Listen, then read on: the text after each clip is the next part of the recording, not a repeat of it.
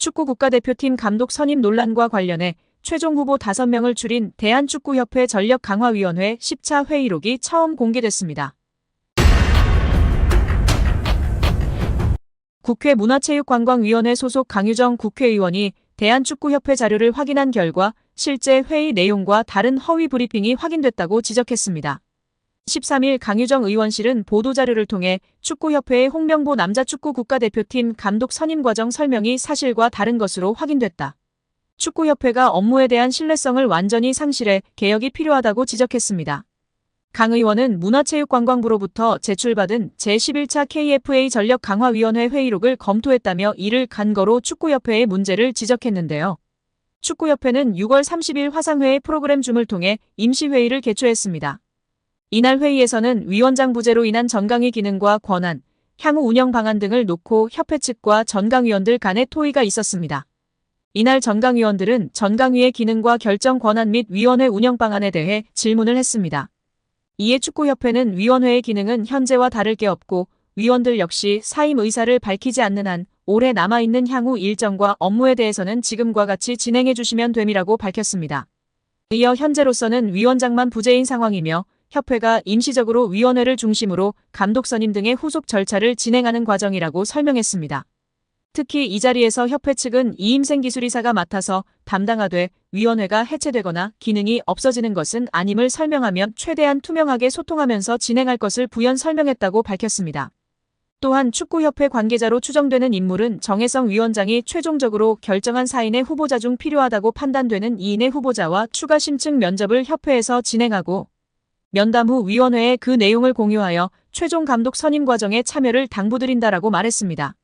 이에 전강위원들은 위원장 부재에 따라 이임생 이사가 설명한 대로 현재까지 진행된 남자 대표팀 감독 선임 업무를 협회에서 투명한 절차로 후속 작업하는 것에 동의했습니다.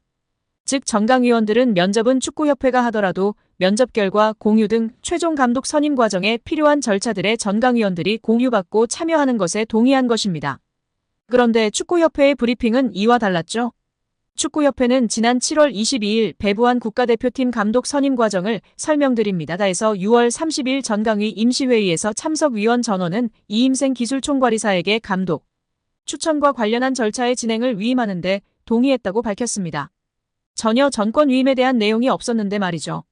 이어 이임생 기술총괄이사가 6월 30일 온라인 회의에 참가했던 전강위원 5명에게 전화하여 최종 후보 3인 면담, 감독 내정, 이사회 추천 등의 권한을 이임생 이사에게 위임했던 당시 합의를 확인하고 다시 한번 동의를 받았다라고 적시하며 홍명보 감독으로 내정했음을 위원들에게 공유하지는 않았다라고 덧붙였습니다.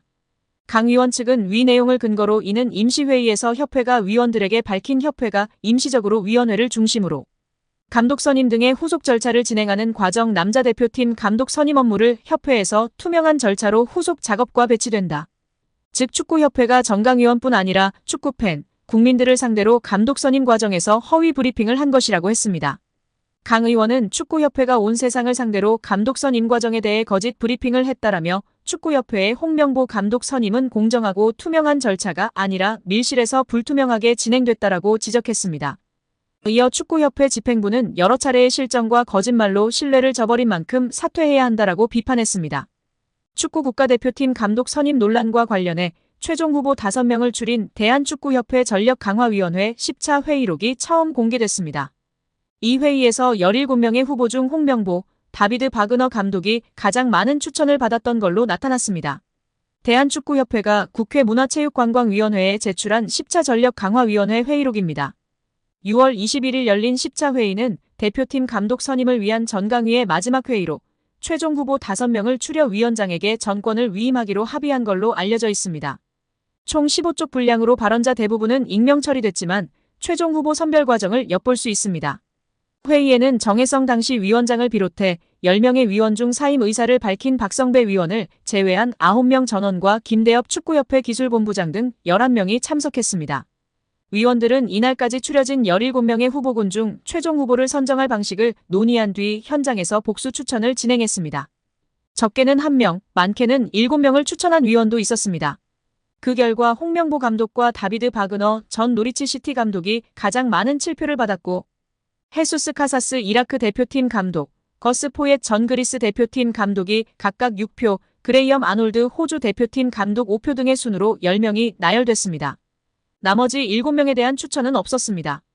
홍명보 감독의 경우 올림픽, 월드컵 경험이 높이 평가된 동시에 본인의 의사와 명분이 가장 중요하다는 의견들이 제시됐습니다.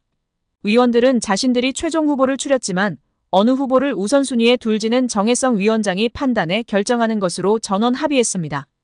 이에 따라 후속 절차를 진행한 정 위원장은 정몽규 회장에게 최종 후보 3명을 보고한 다음 날인 28일 돌연 사임했습니다.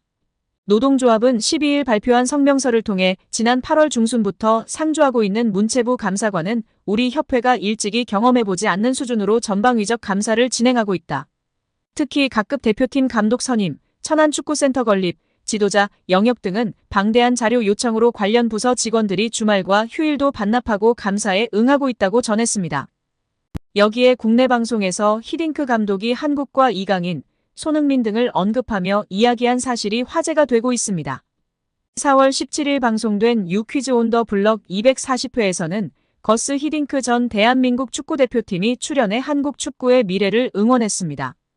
또 히딩크와 친분이 있는 야판 츠베덴 서울시향 음악 감독도 출연해 히딩크와 티키타카를 자랑했습니다.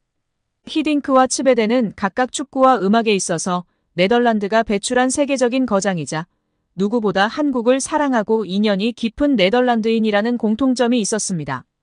히딩크 감독은 네덜란드와 대한민국, 호주, 러시아 국가대표팀, 레알 마드리드와 첼시, 아인트호번 등 여러 축구 명문 클럽과 국가대표팀의 사령탑을 역임한 세계적인 명장입니다.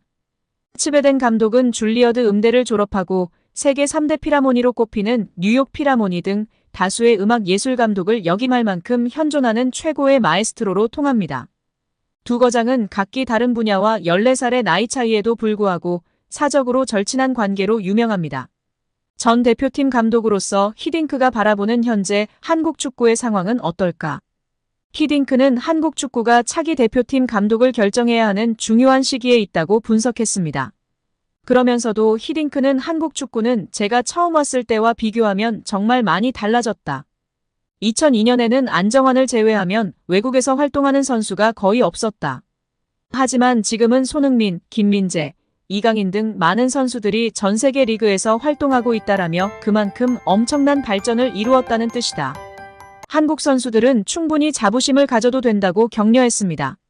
마지막으로 히딩크는 위기라는 단어를 너무 남발하지 말라고 당부하면서 미래에 뭘 할 수 있을지를 생각하라, 무엇을 발전시킬지를 고민하는 것이 한국에게는 중요하다고 발상의 전환을 간조했습니다. 한국 선수들 특유의 강인한 정신력을 높이 평가한 히딩크는 앞으로도 한국 축구만의 강인한 정신을 유지한다면 더 멋진 미래가 열릴 것이라는 따뜻한 덕담을 전하며 이야기를 마무리했습니다.